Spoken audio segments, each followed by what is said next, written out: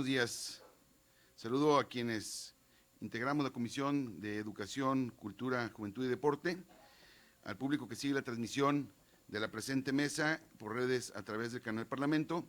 El día de hoy nos hemos dado cita para dar continuidad a la mesa de trabajo, a las mesas de trabajo para la consulta y socialización de la iniciativa que expide la Ley de Educación Superior del Estado de Jalisco, particularmente al tema relativo del financiamiento de la educación superior.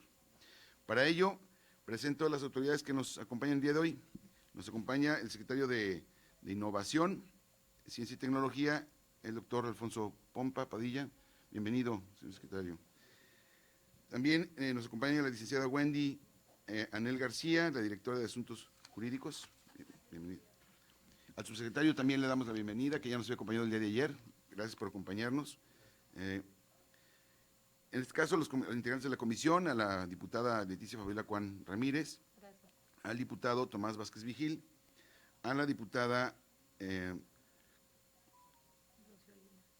estoy buscando, Rocío Aguilar Tejada, y estaba Mónica Magaña por aquí, ¿no? Está a otro lado.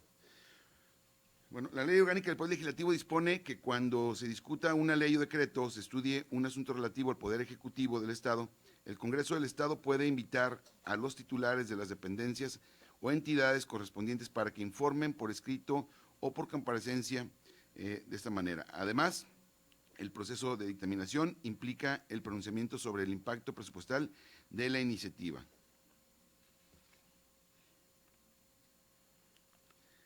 Aquí, así que sin más preámbulo, y dada que la reforma que se plantea implica un acceso gradual a la gratuidad en la educación superior y respetuoso del proceso de planeación, programación y ejecución del gasto del Poder Ejecutivo, inicio mi intervención preguntando cómo poner en marcha la ley y cuál es la proyección y previsión presupuestaria del Ejecutivo para dar impulso a esta ley.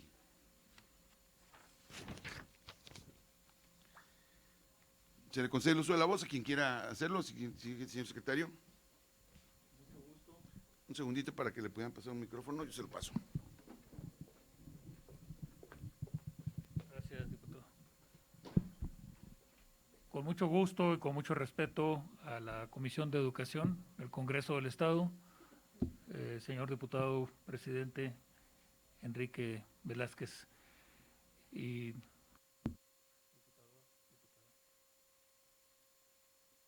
mucho gusto en estar en esta etapa. Espero que estemos ya muy próximos a poder emitir, promulgar, publicar la Ley de Educación Superior del Estado de Jalisco. Quisiera comentarles que este es un proceso que en el país ha tomado muchos años, muchos años. Los intentos que hubo por hacer una ley general de educación superior en el país, por un motivo u otro, se descarrilaron en el intento. A mí, en mi larga carrera ya profesional en educación superior, me tocó al menos 2 intentos y cada uno de ellos, por diversas razones, se perdió y no pudo fructificar. Existía entonces una ley de coordinación de la educación superior con muchas limitaciones. No era una ley integral que atendiera todos los temas y tenía más que nada el propósito de una cuestión financiera, sobre todo en las universidades públicas. Consideraba otros temas, pero pero era más que nada eso. Y desde que inició la administración federal actual, ustedes recordarán que hubo una reforma casi inmediatamente entrando al tercero constitucional, que es lo relativo a la educación. Y entre otros temas muy centrales para la educación de este país, se decidió que se tenía que hacer una ley de educación superior del país. Y eso pues propició un ambiente para que a nivel nacional se hicieran consultas y participaran los actores principales del sistema de educación superior del país. Incluso la intención era, si mal no recuerdo, en su momento que estuviera integrada una ley de innovación, ciencia y tecnología, lo que a final de cuentas se decidió separarlo. Y por cierto, la ley de innovación, ciencia y tecnología no ha progresado todavía, no ha llegado cuando menos a consumarse, pero sí la Ley General de Educación Superior. En ese sentido nos pusimos a trabajar desde entonces y Jalisco tuvo una participación muy amplia en la consulta para la ley federal, para la General de Educación Superior. Y esto sucedió desde diciembre del 2019.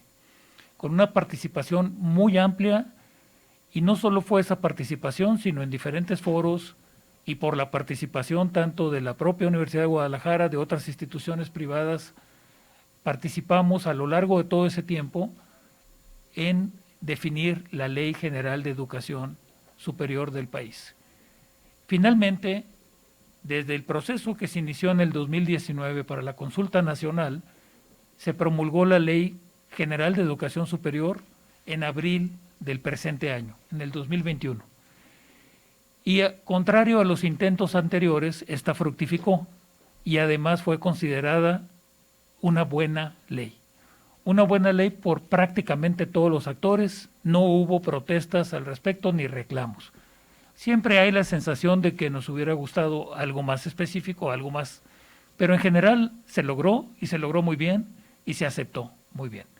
Esa Ley General de Educación Superior es muy buena porque respeta la autonomía de las universidades, porque respeta los ámbitos de gobierno federal, estatal, incluso municipal, porque promueve el uso de la tecnología y modelos innovadores de educación, porque de alguna manera establece mecanismos de planeación y de calidad y de acreditación o certificación de los planes de estudio. Al menos por esos motivos es una ley que consideramos bastante buena. Ya desde la reforma constitucional se había establecido el tema de la gratuidad y algunos otros temas muy centrales también, por ejemplo, que la inversión que haga el país, ahí sí dice en ciencia y tecnología y educación no sea menor al 1% del PIB, desde el tercero constitucional. Cuando se promulgó la ley federal en abril de este año, se establecieron 180 días de plazo para que los estados hicieran la armonización correspondiente.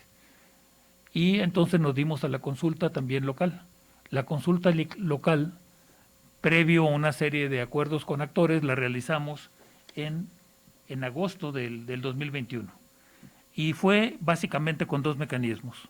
Una encuesta en línea muy amplia, donde incluso la primera pregunta era, porque todo esto era referenciado a la ley federal, ya con los, digamos, términos locales, de hablar de las autoridades locales. Lo que nos llamó la atención es que gran parte de las respuestas fueron estamos de acuerdo, sin aportaciones, fue un número muy abrumador. Sin embargo, se recolectaron alrededor de 600, como 700 opiniones que se vertieron en la ley. Debo decir que muchas de las opiniones pues eran más que nada problemas que tenían en su propio sistema educativo, pero aún así hubo muchas opiniones y la participación fue muy amplia, un número de personas muy alto. Además hubo un foro virtual donde en mesas de trabajo se procesó toda esta información y entonces se pulió la iniciativa que se presentó finalmente. Esa fue la forma en la que lo realizamos y esa fue la forma en la que la trajimos en su momento y que ahora se le está dando, yo diría, una refinada. Se invitó a todos los, no solo los actores muy relevantes del sistema de educación superior, sino también a los grupos que de alguna manera queríamos que tuvieran opinión también en ello. La participación de ellos en su momento fue muy baja, eso sí. Grupos marginados por algún motivo, por razones de discapacidades físicas o por razones de cualquier otros temas, incluso de género, y aunque la ley lo establece, pues nos faltaba tener la opinión más sentida de ellos. Nos interesa sobremanera que podamos culminar este proceso, porque no deja de ser a nivel federal que la educación superior ha crecido incluso de una manera un poco anárquica y yo diría que con frecuencia perdiendo de vista los objetivos más importantes del país. El caso más señalado que les puedo mencionar es el posgrado y la educación continuada a lo largo de los años. El país ha centrado su discusión en la cobertura, básicamente en temas de infraestructura física y se nos ha olvidado impulsar verdaderamente el posgrado. Si ustedes ven los números a nivel país y a nivel estado, la verdad es que sería relativamente fácil darnos cuenta que las próximas inversiones deberían de venir en temas de posgrado y sobre todo posgrados muy pertinentes para el desarrollo de la economía de Jalisco.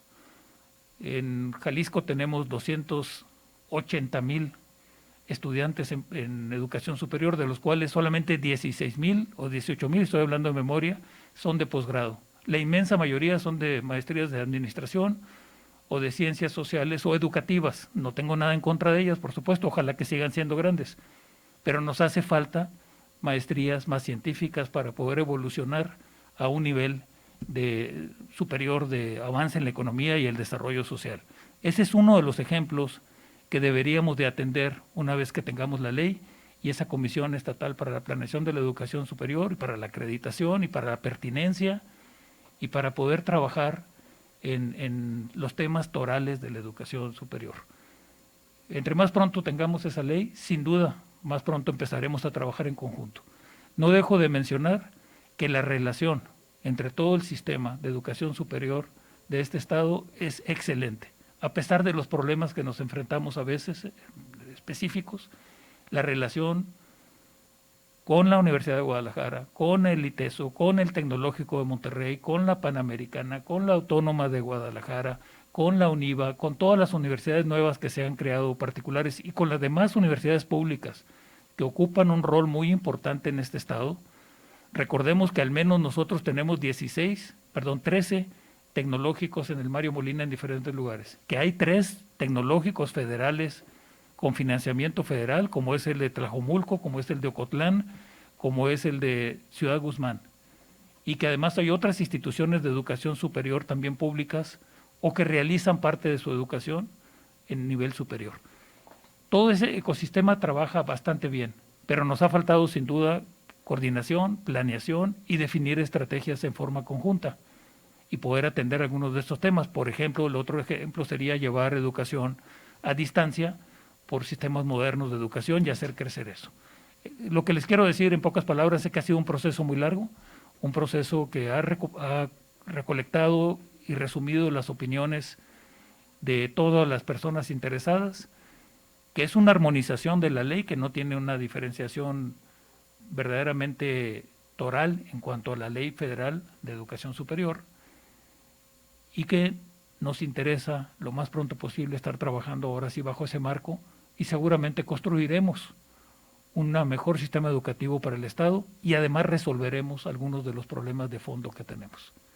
Eso es cuanto, señor diputado. No sé si tuviera alguna pregunta más específica que el subsecretario, particularmente que ha sido el experto y el que ha conducido este proyecto, en lo personal me ha involucrado mucho, pudiera aclarar con mayor precisión.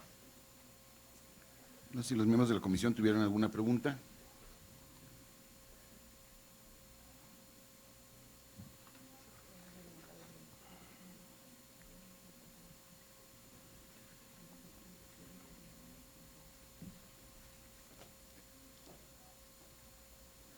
Perdón, estoy lento.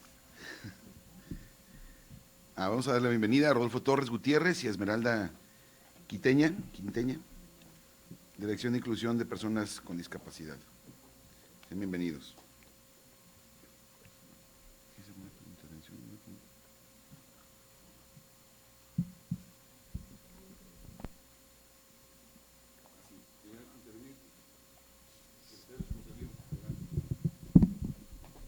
Sí, gracias.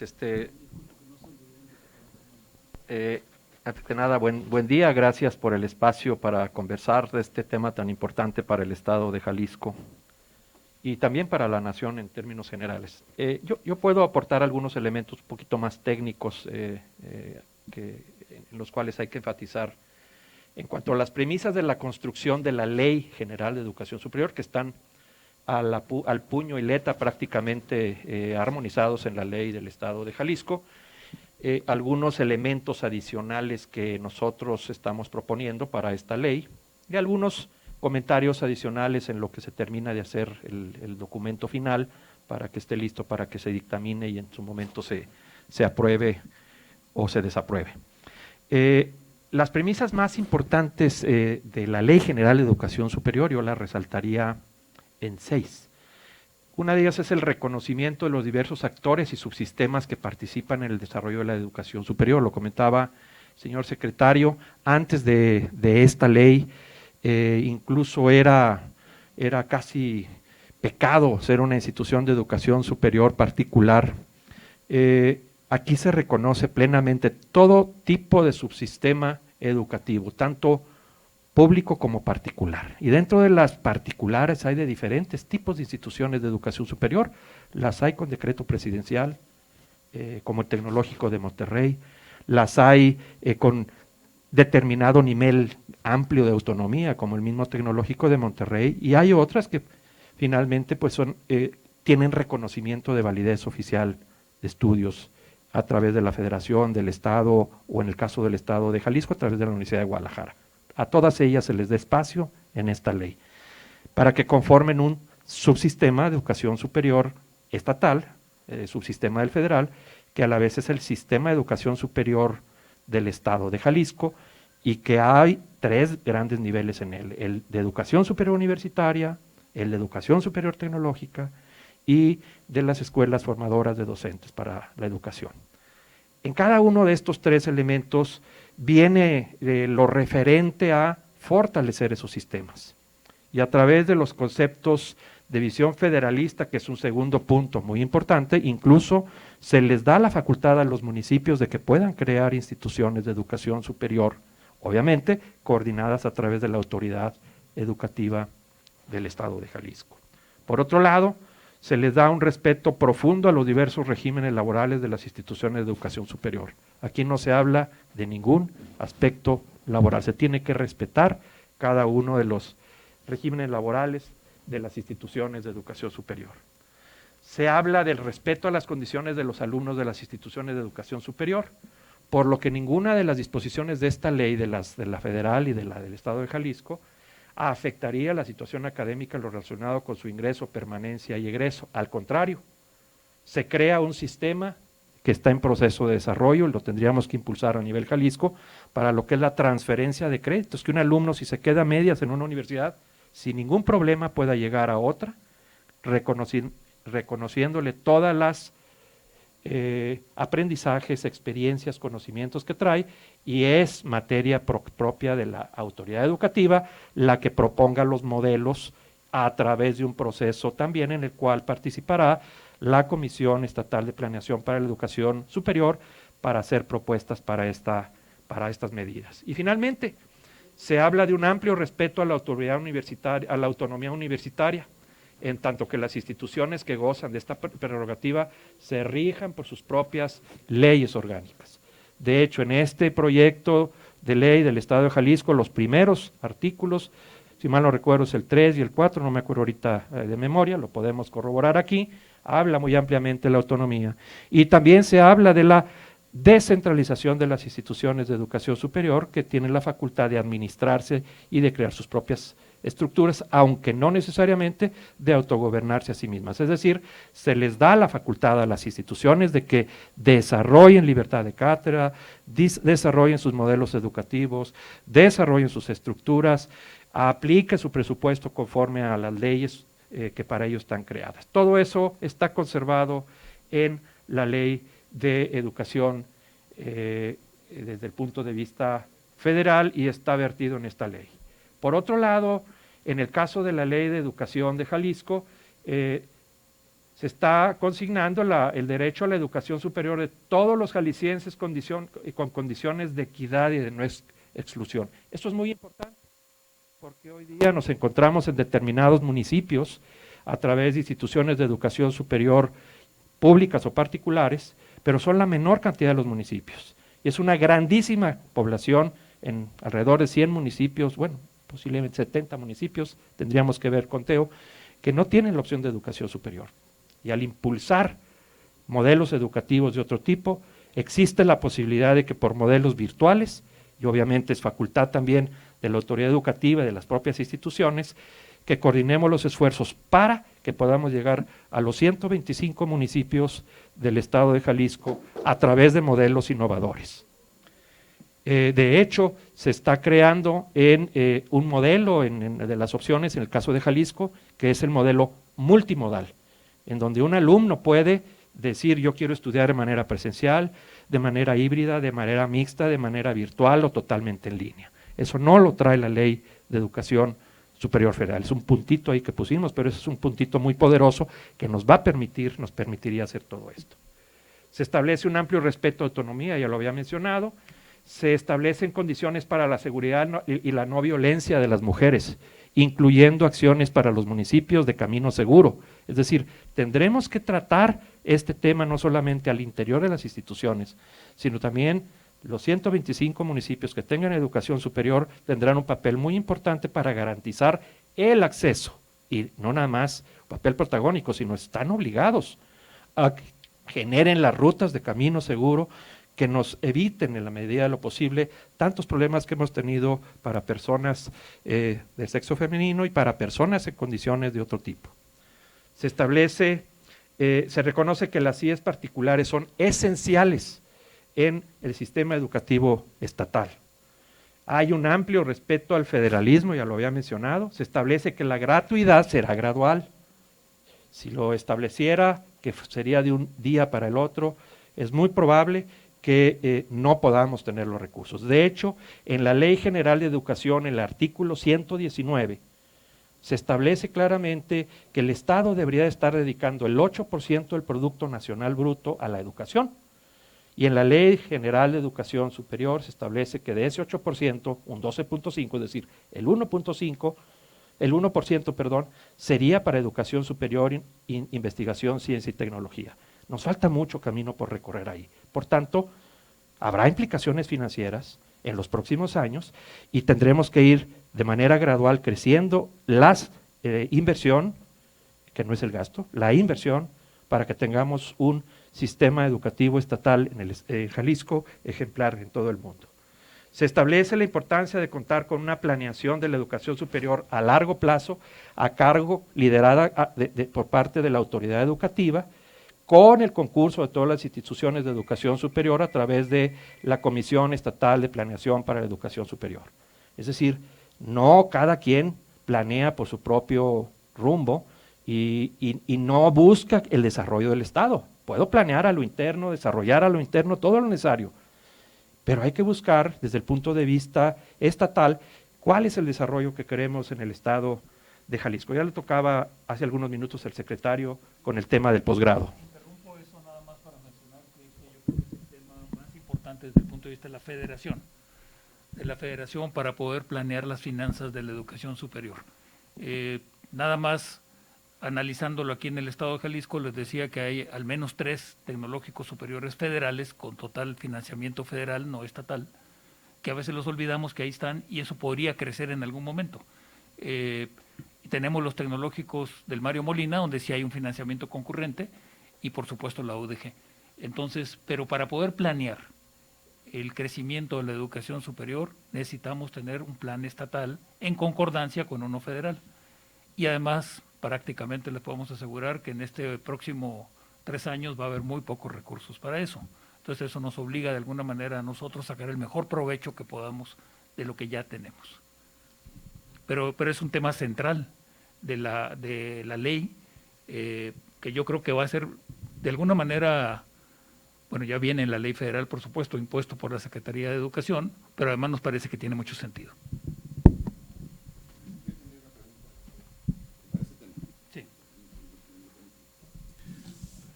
Es que hablar de gratuidad es extenso, ¿no? Sí. O sea, dentro de la idea que ustedes tienen el conocimiento sobre el análisis que han hecho de la ley federal y la que se presenta aquí en el Congreso, o sea, ¿qué problema resuelve el tema de hablar de gratuidad? O sea, el fondo, ¿en qué sentido es? Porque gratuidad puede pensarse que es el tema de no cobrar matrículas.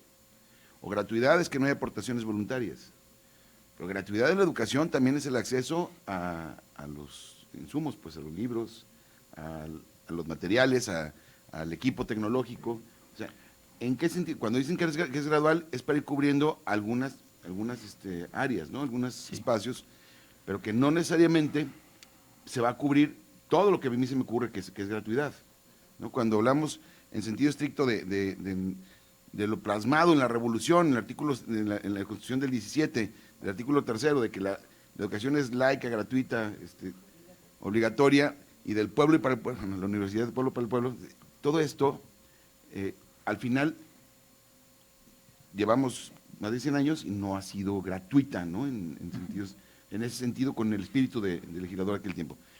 Pero se entiende también, o sea, no es fácil el aspecto. ¿Cuánto dinero necesitaríamos? Porque es la pregunta que hacíamos ayer, en Jalisco, para garantizar en este fondo la gratuidad de la educación, en el aspecto que sea, ¿de cuánto dinero estaríamos hablando que se requiere para, aunque ya dijeron que es gradual, también gradual puede ser a 20 años, ¿eh?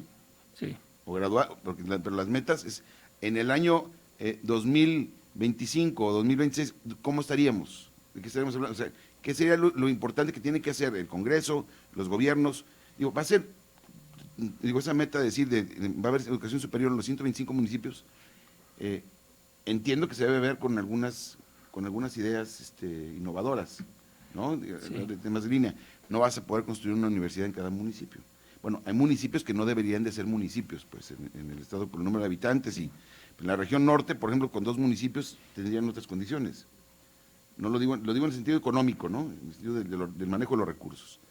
Va a ser muy difícil que podamos tener universidades en cada municipio, pero para alcanzar, por ejemplo, eso del tema, me refiero, tiene que ser con cobertura, ¿no? Lo que está planteando usted, Sí. secretario, se refiere a tener cobertura para que de los 125 municipios tengan acceso a la educación superior, no necesariamente que tengan la educación superior en su municipio. Es correcto. En todo eso, Toma chance. nosotros, ¿de qué estamos hablando? ¿De qué cantidad? Hablar a nivel nacional del 8% del PIB para educación, el 1% de ese 8 a la educación, a ciencia y tecnología, es un dineral. Es mucho dinero. Y siempre se ha planteado, y es como llegar al tope. Alemania no llega al 5.4% y tiene educación de calidad, ¿no? de su PIB. ¿Cuáles son las metas que debemos tener? México está más o menos, ¿no? En el 5.1, lo que está invirtiendo en educación, aunque no necesariamente en ciencia y tecnología. Sí. No nomás es el tema de recursos, sino es la correcta aplicación de los recursos la que nos va a llevar a tener educación de calidad. Entonces, mi pregunta es esa, ¿de qué estamos hablando y a cuánto tiempo podríamos, digo, no es porque eso tenga que venir en la ley, sino es para darnos una idea, y para eso son estas mesas, de qué tenemos que hacer para llegar a una meta en cuánto tiempo. Si son 10 años, son 10 años, o 20, son 20 años. Voy a empezar a planear hoy desde una ley que nos puede ayudar a muchísimas cosas. Por eso mi insistencia en que este tipo de asuntos se deben de pensar y repensar para tener la mejor ley que nos ayude a no estarla cambiando cada año como acostumbramos en este país. Bueno, bajo todas esas dudas, se pudo emitir la ley federal y ciertamente no se ha llegado a precisar a nivel federal en qué momento la gratuidad va a ser una realidad total. Porque además tenemos un mosaico muy variopinto en el país y en el Estado mismo. En el Estado hay universidades públicas que de alguna manera tienen una cuota no menor. Estamos hablando de que probablemente la que tiene una cuota mayor sean 8,000 pesos anuales. No es despreciable esa cantidad de dinero, pero bueno, ahora cuando llegue la gratuidad, pues tendríamos que cubrir ese boquete financiero que va a suceder, y hay hasta el caso de la UDG donde es más voluntario y la cuota es menor. Pero hay una variedad así en todo el país. El monto a nivel país es muy considerable.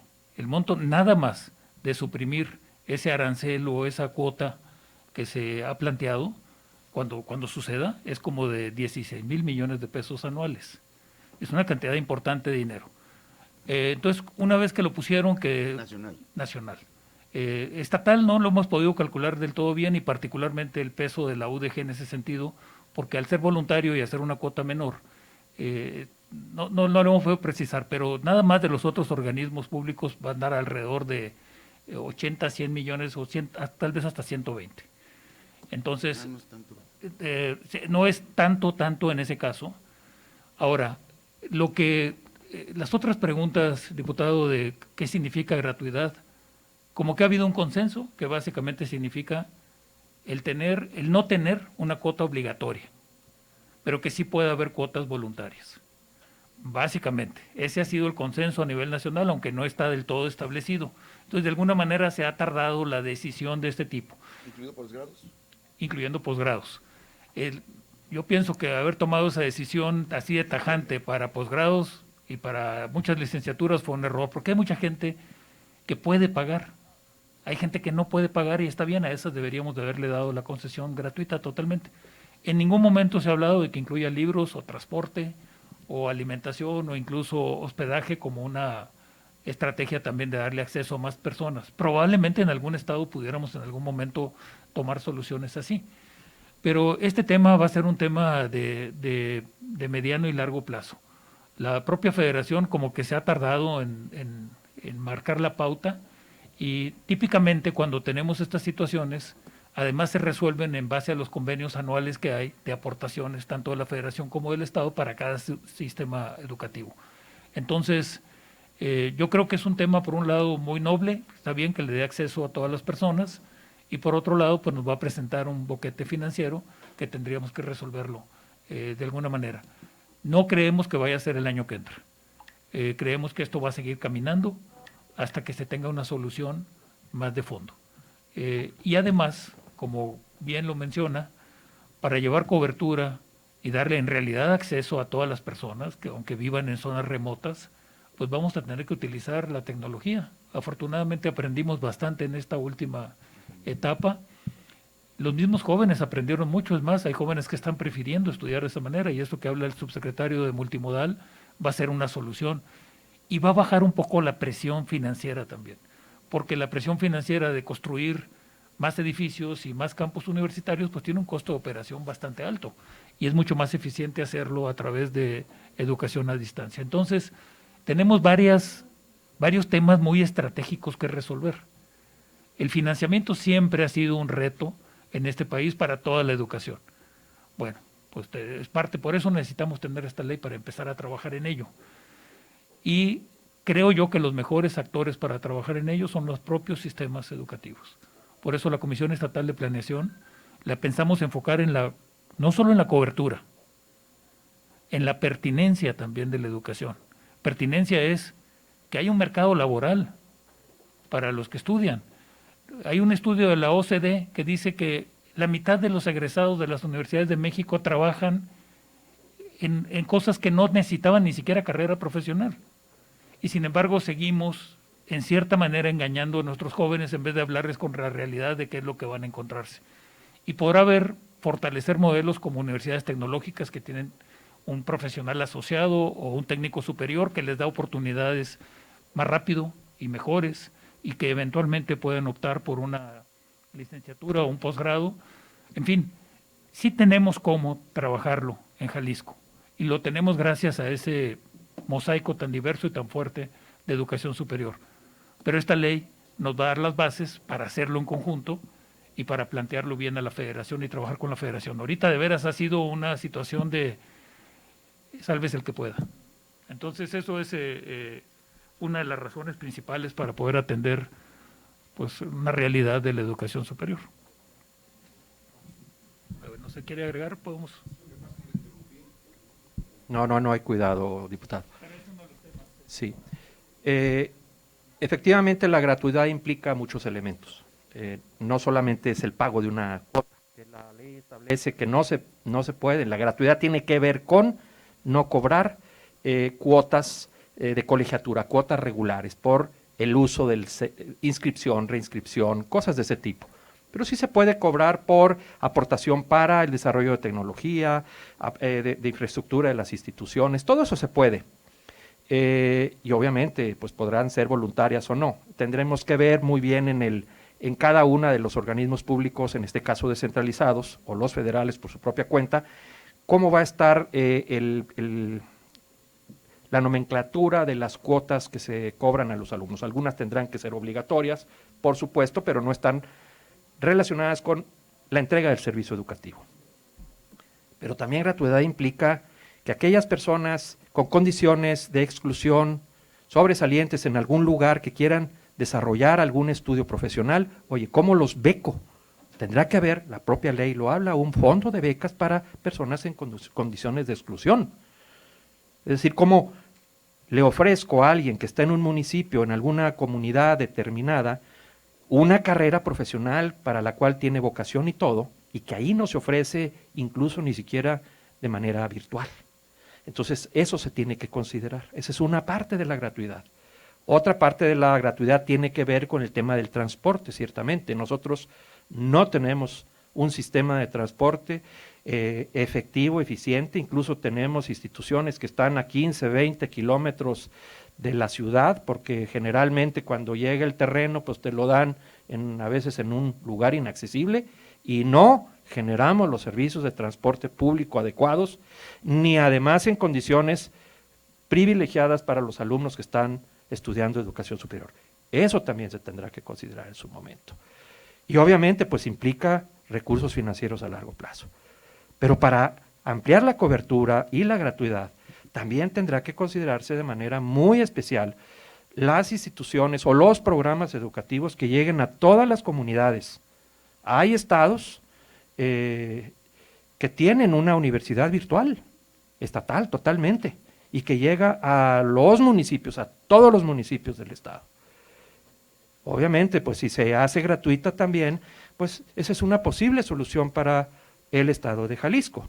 No lo podemos hacer solamente a través de las instituciones de educación superior tecnológicas, que son organismos públicos descentralizados, porque ellos solamente tienen la posibilidad de ofrecer oferta en lo que le llamamos STEM, ciencia, tecnología, ingeniería y matemáticas. ¿Qué hay si algún alumno quiere estudiar derecho? ¿Qué hay si algún alumno quiere estudiar administración pública? ¿Qué hay si algún alumno quiere estudiar alguna otra carrera que sea estratégica para el estado de Jalisco? Y no hay la opción. Entonces tendremos que considerar la posibilidad de la creación de una institución de educación superior estatal o con la federación que atienda educación a distancia en todos los municipios, en todas las regiones del estado, pero a través de otro tipo de modelos educativos, como en otros estados ya está ocurriendo. Finalmente, se habla de que la educación tendrá que ser de calidad y que en el estado nosotros estamos buscando promover también nuevos criterios de acreditación y que haya un sistema de evaluación y acreditación de la calidad en el estado. El no ofrecer calidad en la educación superior pública del mismo tipo, dependiendo de las instituciones que estemos hablando, es también una condición de exclusión. ¿Por qué una institución tiene una infraestructura determinada, pública, y otra no? ¿Por qué una tiene todo lo necesario, toda la cualificación de su profesorado, los fondos necesarios para que pueda ofrecer educación de calidad y otras públicas no? Ese es un tema de exclusión también, de discriminación en el último de los casos, ¿no? Y finalmente se habla de quiénes son las autoridades educativas encargadas de la coordinación de la educación superior en el estado, que hasta ahorita no está claro, más que en la LOPE. Solamente ahí aparece, en la Ley de Educación del Estado de Jalisco se omitió ese tema. Esa es la oportunidad de decir quién es la autoridad encargada y quién es la complementaria en el caso de la educación formadora de docentes para la educación. Eso es todo. Yo quisiera agregar un punto, ya hemos dicho varias veces entre el subsecretario y un servidor, finalmente, yo creo que no va a ser finalmente hasta que ustedes digan, pero quisiera nomás comentarles un punto muy relevante con el tema de las finanzas, que ha sido una preocupación del diputado. Es tan complicado esto, que nomás les quisiera poner sobre la mesa lo siguiente. La participación de los estados en la aportación que hacen a la universidad estatal, a la autónoma, a la importante de cada estado, es tan variada como lo siguiente. No solo la UNAM es 0% de aportación del gobierno de la Ciudad de México, la Universidad Autónoma Metropolitana también es 0% de la Ciudad de México y todo es federal. Pero además si nos vamos con algunos estados que son de alguna manera referentes, no referentes, sino están en la liga de Jalisco, digamos, podríamos decir que Nuevo León, la Universidad de Nuevo León, el Estado solamente le aporta el 26% del presupuesto y la Federación el restante 74%. ¿Por qué se dio eso? En el Estado de Querétaro, la Universidad Autónoma de Querétaro, el Estado aporta el 35% y la Federación el 65%. ¿Por qué se dio eso? Y en Guanajuato es el Si mal no recuerdo, no es la UDG, 48% y el Jalisco. Y no, Guanajuato es menor, perdón, diputado de Guanajuato, por aquí lo tengo, nomás que se me movió esto, es 35-65. 35 el Estado. Entonces, de nuevo, ¿cómo llegamos a eso? ¿Y cómo llegamos a que la federación en algunos estados invirtiera en muchos tecnológicos y en otros no? Es tan complicado que va a tomar tiempo. Pero al menos en la ley federal y en la estatal existe ahora un concepto de planeación. Y creo yo que eso nos va a ayudar a irlo resolviendo. En Jalisco pues es una aportación del 48% y probablemente ande más arriba de eso ya. Va al 50%. Y de nuevo, y además es la segunda universidad con mayor presupuesto del país, la segunda. Entonces, tenemos un problema financiero en todo el país de la educación superior. Y eso es lo que tenemos que empezar a trabajar, pero no se va a resolver inmediatamente. Voy a pedirle a mi compañera Fabi Cuan que pueda conducir la mesa. Yo también voy a ir a hacer un asunto para ver lo del financiamiento de la educación superior. Y regreso. De toda la educación superior, por Toda la favor. educación superior.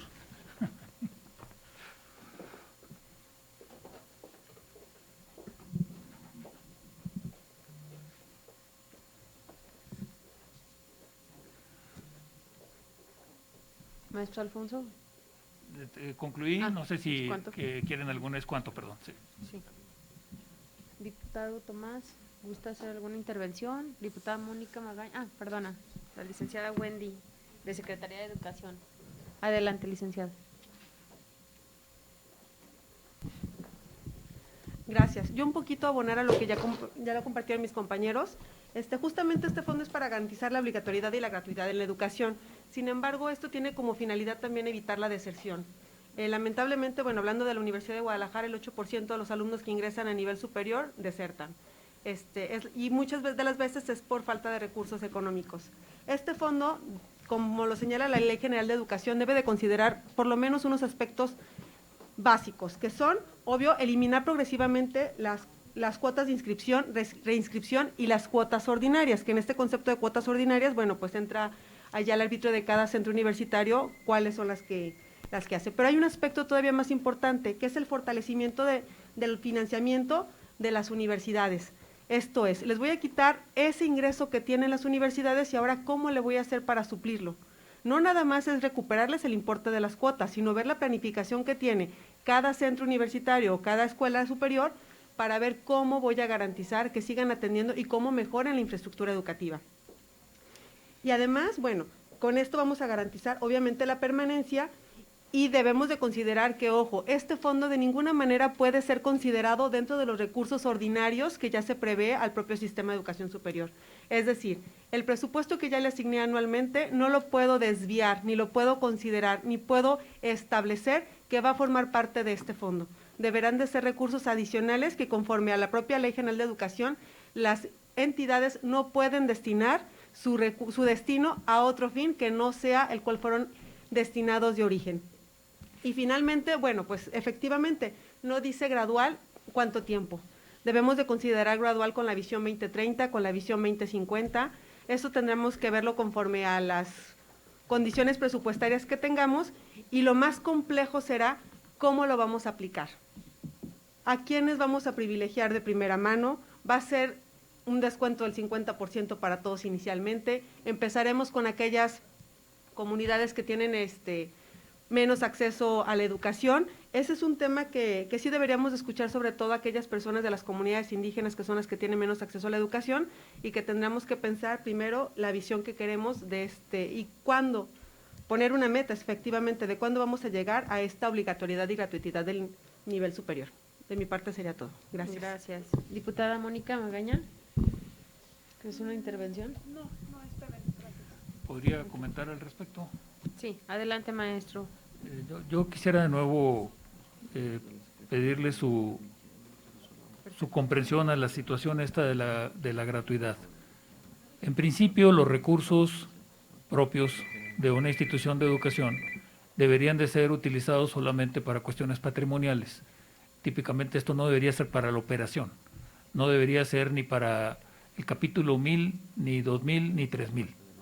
debería ser para nuevas construcciones, debería ser para tal vez inversiones en laboratorios, mejoras, pero no para la operación.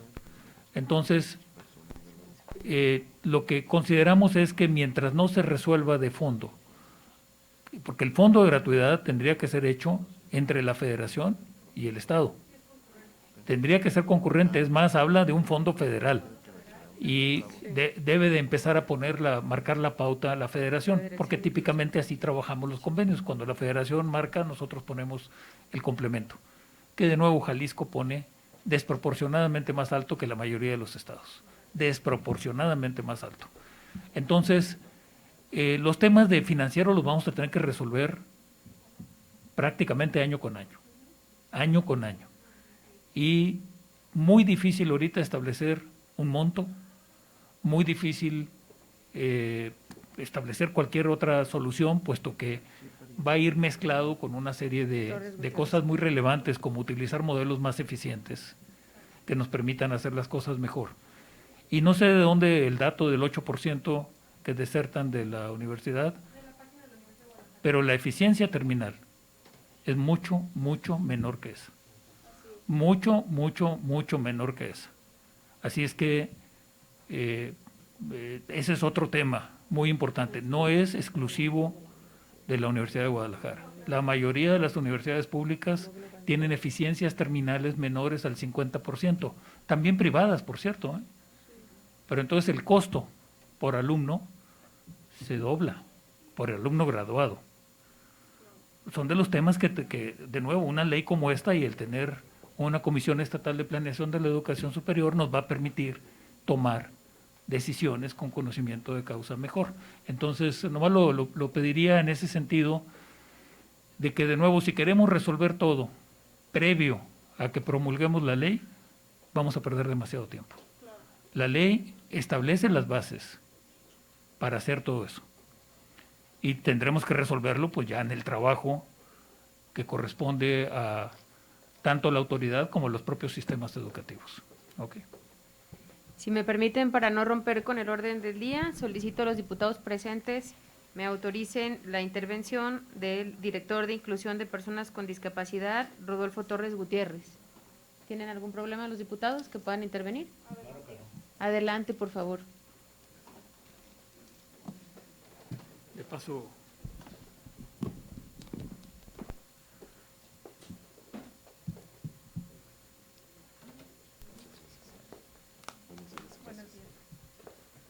gracias. Buenos días a todas y todos. Bien, antes que nada es un gusto estar esta mañana aquí con todas y todos. Me presento, mi nombre es Rodolfo Torres, actualmente director estatal de Inclusión a Personas con Discapacidad de la Secretaría General de Gobierno. Un servidor forma parte de la comunidad sorda del estado de Jalisco y también profesor universitario en áreas de ciencias sociales.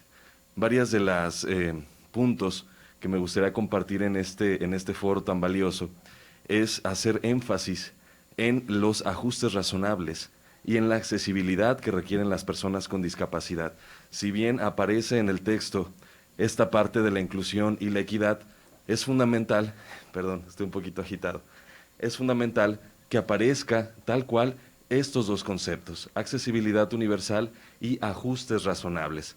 Son conceptos que establece la propia normativa internacional, de la cual nuestro país forma parte, y desde luego está presente en la Convención sobre los Derechos de las Personas con Discapacidad. Ajustes razonables no solamente en lo relacionado a la infraestructura, sino también en los procesos y las dinámicas comunicativas, en los procesos y las dinámicas cotidianas que se viven en los centros universitarios. Esta parte es fundamental. También, un segundo punto, es el que en los programas y planes de estudio, sobre todo en las áreas de las ciencias de la salud, se pueda establecer esta visión de derechos humanos, esta visión del multiculturalismo y la inclusión de personas con discapacidad. ¿Por qué hago énfasis en las áreas de las ciencias de la salud? Porque todavía hasta el día de hoy se sigue teniendo esta visión eugenésica acerca de lo que es la vida humana, donde se prepondera la experiencia de la vida sin discapacidad como lo ideal o lo mejor sobre aquellos que tienen o que viven con una discapacidad. Esto lamentablemente sigue subsistiendo Y hablo en este segundo punto sobre la revisión de los programas de estudio y demás, porque no se habla acerca de estos temas. Hoy por hoy, a la Dirección de Inclusión a Personas con Discapacidad nos siguen llegando profesionistas de muy distintas áreas que no tienen esta formación y la encuentran en asociaciones civiles, la encuentran en colectivos, la encuentran en movimientos sociales en general, y es necesario que las propias universidades y los centros de investigación tengan este enfoque social, este enfoque antropológico de derechos humanos y que esté presente en todas las áreas del saber. Este es un punto clave. Otro tema también fundamental es el reconocimiento y que se establezca de manera clara de la existencia de la lengua de señas mexicana.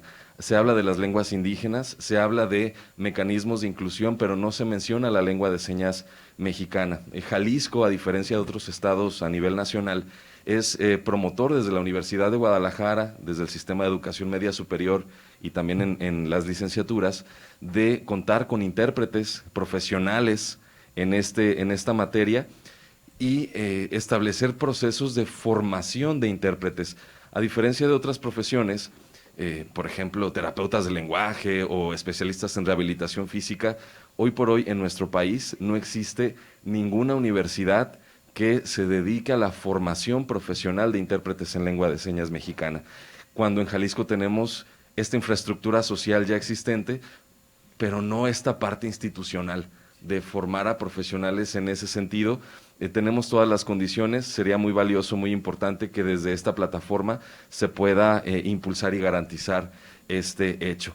También el que como punto 4, que se establezca o se reconozca a la educación inclusiva. Muchas veces cuando hablamos de educación inclusiva la dejamos a nivel de educación básica, cuando en muchas de las universidades que tenemos en nuestro estado hay muchos especialistas, hay estudiantes con alguna discapacidad que están generando estos cambios muy en lo cotidiano, pero hace falta que se puedan ir institucionalizando cada vez más, que se pueda reconocer esta transición entre la educación especial a la educación inclusiva. La educación inclusiva también nos da la pauta para el reconocimiento de otras expresiones, diversidad sexual, cuestiones de género, pueblos originarios, migrantes y toda esta pluralidad que tenemos hoy por hoy. Y finalmente, me gustaría mucho el promover también el que se pueda hablar de salud mental y discapacidad psicosocial.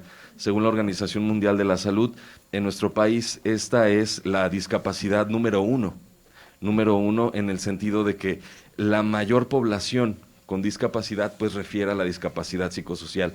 Implica muchos retos, ya que es una discapacidad que no se percibe a primera vista, no se identifica de manera inmediata y mucha gente tiene esta condición y sin embargo no lo sabe. Muchas veces se tilda como, ay, es que es una persona excéntrica o es una persona que está triste o son personas que de pronto viven mucha estigmatización. Esto lo hemos identificado en conjunto con organizaciones civiles en áreas, por ejemplo, de las artes, de las humanidades o incluso de las ciencias exactas. Aquí es necesario que se pueda fortalecer este tema, que se mencione el tema, que no se dé por hecho, acerca de la promoción de la salud mental y la identificación y el tratamiento de personas con discapacidad psicosocial en entornos universitarios. Esta cuestión es clave. Y finalmente cierro con el fortalecimiento de la interseccionalidad, que se pueda mencionar, ya que las experiencias humanas pues no son solamente etiquetas aisladas. Justamente es en la interseccionalidad donde las personas pueden encontrar mayores escenarios de discriminación, mayores escenarios de vulnerabilidad, y es muchas veces el espacio universitario, el entorno escolar cotidiano donde se cometen estas situaciones. Con eso quisiera comentar estos puntos y que pudieran tomarse en cuenta. Perfecto. Maestro Rosalío Muñoz.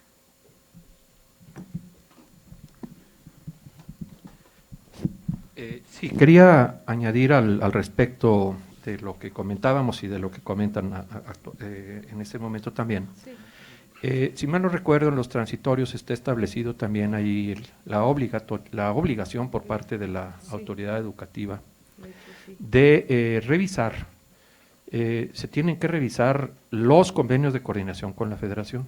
en el caso sobre todo de los organismos públicos descentralizados, Sí. se tienen que revisar las leyes orgánicas, los decretos de creación de las instituciones se tienen que actualizar y por supuesto toda la normativa interna para hacerla acorde a la Ley General de Educación. Y aquí quiero resaltar este punto porque si se está hablando de temas de inclusión, se está hablando de temas de impulso a la cobertura, por ejemplo, una forma de crecer la cobertura muy amplia es, oye, retén a más alumnos. Cuesta mucho que tú inscribas 100 alumnos y luego nada más titules 34, porque esos son los números de algunas instituciones de educación superior públicas en el estado de Jalisco. 34% medido en titulación. Qué terrible. O sea, tú nada más divide lo que cueste, lo que publicamos de que cuesta cada institución, 100 pesos. Entre punto 34 estamos hablando de 250 pesos. Más costoso prácticamente que muchas instituciones de educación superior particulares. Pero el tema es que no tenemos internamente las medidas para la retención de los alumnos. Desde los propios reglamentos son excluyentes. Reglamentos de hace 40, 50 años. Y reglamentos en los cuales la federación ha sido muy, muy obcecada en no cambiarlos. Entonces nosotros tenemos la obligación incluso de forzar a la federación, al Tecnológico Nacional de México, a la Dirección General de Universidades Tecnológicas y Politécnicas, no así a la de universidades interculturales porque es muy flexible su modelo, y otros sistemas universitarios que son de coparticipación estatal y no autónomos, que si no tomamos esas medidas de cambiar y forzamos para la buena, me refiero, el cambio del reglamento académico, del reglamento del plan de estudios y todo, vamos a seguir entregando más de lo mismo. Entonces, a través de los transitorios, el que nos obliguen a nosotros a actualizar esto con la federación, puede también tener un cambio muy significativo, y eso tiene que ocurrir muy pronto, porque desde el punto de vista presupuestal, mi postura es que es un crimen que estemos invirtiendo un peso para que nos cueste 3. Así es. Eso es todo. Yo quisiera comentar, si me permite, Adelante. diputada, lo que acaba de mencionar Rodolfo, si capté bien el nombre Rodolfo, gracias. A y sus órdenes. yo creo que es una visión muy, muy noble, muy digna y muy considerable. Desde la reforma del artículo 3 constitucional habla algo de esto, de cuidar la accesibilidad y toca algunos de los temas mencionados y ajustes razonables. Yo no recuerdo ahorita qué dice la propia iniciativa de ley, lo menciona también, pero a lo mejor podría ser mejor redactada.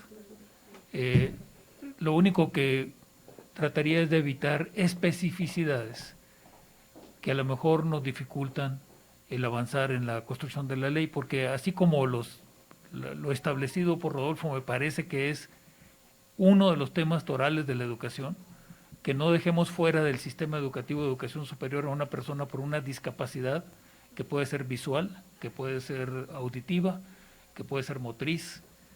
No deberíamos de dejar a nadie afuera del sistema educativo por eso. Debería haber un compromiso real, central, y entonces encontrar cómo hacerlo.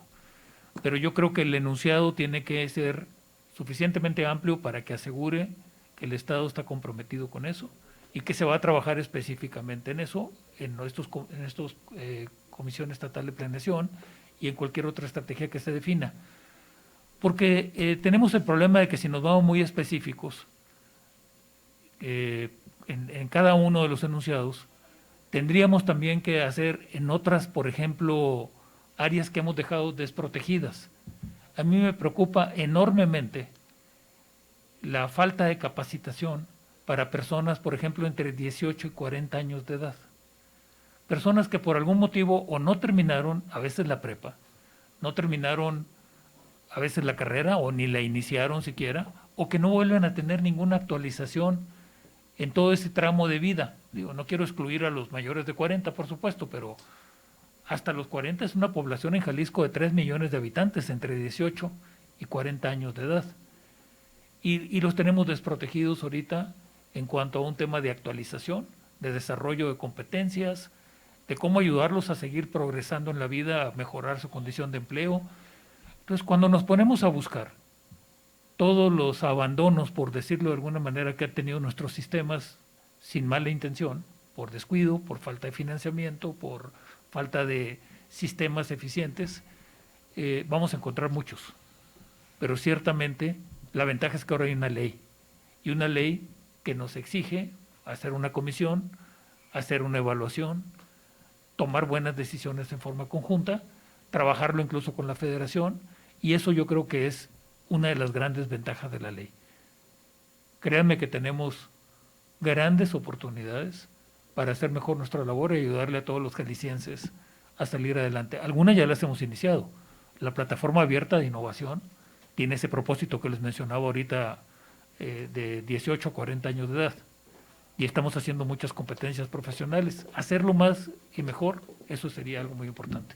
Entonces, me parece, no estoy seguro si la redacción se quisiera todavía ampliar en el tema de los derechos humanos y particularmente la accesibilidad para todas las personas que tengan una discapacidad o alguna condición también remota de estar en la lejanía.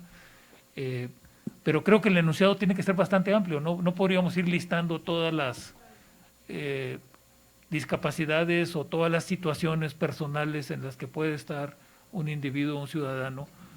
Y creo que lo menciona de alguna manera tanto la ley federal como la reforma constitucional y la propia estatal, la iniciativa. Eso es cuanto, pero me parece, ese es un tema más importante que la cobertura, la accesibilidad y el derecho de toda persona a estar educado. Exactamente. Muchas gracias, maestro. Bueno, antes de cerrar los trabajos de esta mesa, le pregunto a mis compañeros diputados pertenecientes a la Comisión de Educación si tuvieran alguna aportación que hacer. Diputada. Sí. Bueno, les agradecemos a la presencia a todos los servidores públicos del Gobierno del Estado que aquí se encuentran, así como a la Dirección de Inclusión de Personas con Discapacidad, y damos por clausurados los trabajos de esta mesa de consulta y socialización de la iniciativa que expide la Ley de Educación Superior del Estado de Jalisco, siendo las 11:27. Muchísimas gracias a todas y a todos. Gracias, diputada. Gracias, diputado. Tenemos previo ahorita.